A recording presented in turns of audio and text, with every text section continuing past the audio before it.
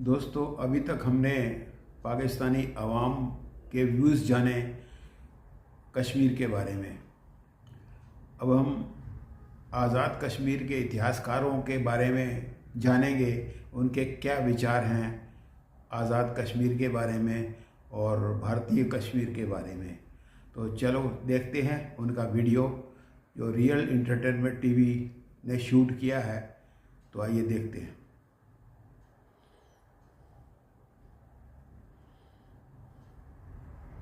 Permit ना देते तो कोई भी अंग्रेज इस रियासत में दाखिल नहीं हो सकता था। सिर्फ अंग्रेज की बात नहीं है, कोई भी दाखिल नहीं हो सकता था। हिंदुस्तान के यहाँ जहानी वज़ीर आज़म जवाहरलाल नेहरू बगैर परमिट के अगर उन्होंने दाखिल होना चाहा तो उन्हें भी ये यहाँ से थोड़ा सा आगे गिरफ्तार कर लिया गया था और उन्हें थप्पड़ लगाए गए थे कि आप इस खुद मुख्तार रियासत में ऐसे दाखिल नहीं हो सकते। सिटी के अंदर हिंदुओं की आबादी ज्यादा थी, मसाजिद तब यहाँ पे 3 थी, मनादिर यहाँ पे 6 थे। ये कब की आप सॉरी मैं क्लियर मुझे तो हो रहा है, लेकिन मैं चाह रहा हूँ 21 अक्टूबर की रात को ये आके यहाँ पे लोहार गली इस सम्त में से आके उतरे थे। मैं थोड़ा सा यहाँ पे क्लियर, ये इनके कहने के मुताबिक जो हिस्ट्री बता रहे हैं कि 1947 तक यहाँ पे मंदिर ज्यादा थे, मस्जिद कम थी, और हम ये कहते हैं कि मुसलमान की अक्सरियत है इसलिए ये इलाका होना चाहिए। फिर तो हमारा ये स्टांस ही बिल्कुल उल्ट पड़ जाता है। जो हमें तो मुझे तो बचपन से ही बताया गया कि भाई मुसलमान की आबादी ज्यादा है, मुसलमानों को हक दो, मुसलमानों का राइट है। आप कह रहे हैं कि यहाँ पे मस्जिदें कम। हकायक को आप तल्ख मस्ख नहीं कर सकते। आप ये देखें, हमें चूंकि जो सरकारी निसाब में पढ़ाया जाता है वो बहुत मुख्तलिफ है। प्लेबिसाइट के लिए जो कवायद मुरतब किए गए वो पता है क्या थे कि पाकिस्तान अपनी तमाम फोर्सेस पहले हटाएगा और India bulk of forces means 51%। ठीक है, क्यों पाकिस्तान सारी क्यों हटाए? क्यों? हाँ, ये एक सवाल है, क्यों हटाए? अक़वाम मुत्तहिदा में इंडिया ये प्रूव कर चुका था कि पाकिस्तान अटैकर है, इन्वेडर है, हमलावर है। कश्मीर खुद पाकिस्तान के लिए भी एक धंधा है कि दिफा के नाम पे पाकिस्तानी अवाम के हुकूक खाए जाते हैं। आप इस खेल को समझिए कि टमाटर आपने इंडिया से ही लेना है, लेकिन वो दुबई के रास्ते से होके मुसलमान होके आएगा, 3 गुना ज्यादा महंगा होके आएगा, तो आप लेंगे यार टमाटर इंडिया में उगने वाला है। आप यकीन कीजिए टमाटर सेकुलर है, उसका कोई ठप्पा उस पर गोला नहीं लगा हुआ है। लेकिन ये नफरतें कायम रखने के लिए कि नफरतों के क्याम में ही बनारस में बैठा हुआ एक हिंदू, बम्बई में बैठा हुआ एक मुसलमान, बम्बई में बैठा हुआ एक पारसी मुझसे आपसे क्यों दुश्मनी रखेगा, या मुझे और आपको उससे दुश्मनी रखने का क्या हक? ये बात तो मैं चाहूंगा लाजमी पहुंचे।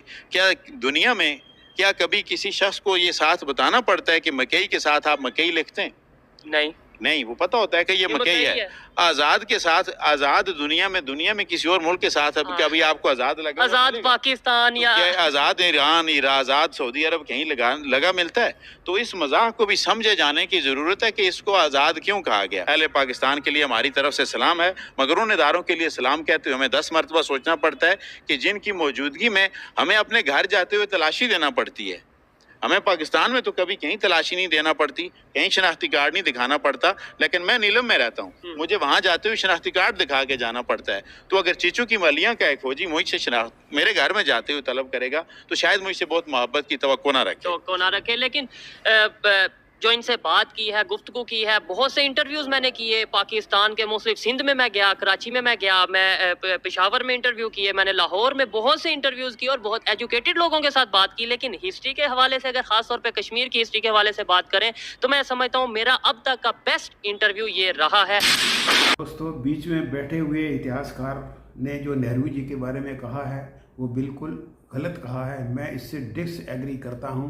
और जो शौकत इकबाल जी ने कश्मीर के बारे में बताया है उसने बिल्कुल सही बताया। पाकिस्तान ने पहले जिन्ना से एग्रीमेंट किया था कि वो बिल्कुल अलग स्टेट रहेंगे, लेकिन जब बहुत दिन बीते और तो इनसे रहा नहीं गया, जिन्ना से उन्होंने कबायली भेज दिए मकबूजा कश्मीर, इसमें आपके आज़ाद कश्मीर में, और श्रीनगर से 200 किलोमीटर दूर थे कबायली।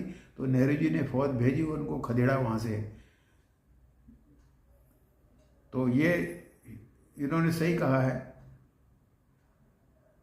इतिहासकार ने बिल्कुल सही कहा है कश्मीर के बारे में।